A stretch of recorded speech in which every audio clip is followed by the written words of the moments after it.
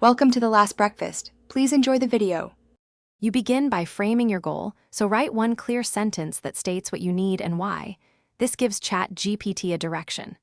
Next, add 2-3 keywords and the output format you want, for example, list, summary, or step-by-step.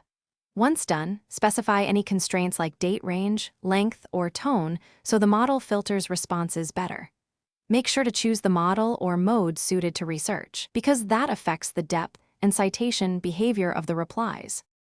Next, evaluate the initial reply and ask targeted follow-ups that extract deeper insights. For example, request examples, source types, or step orders. If information seems broad, narrow the scope by specifying filters like region, time, or industry. Once you see gaps, request comparisons or ask the model to list trade-offs. This reveals assumptions. Make sure to iteratively refine prompts. Each follow-up should be precise and build on the previous answer. To finish, ask Chatgpt to produce the final version in the exact format you need, bullet list, table, or short summary, and then save or export it. If responses are vague or incorrect, rephrase the prompt with a concrete example and ask for step-by-step reasoning to expose weak links. If you suspect hallucinations, request source types and cross-check key facts externally.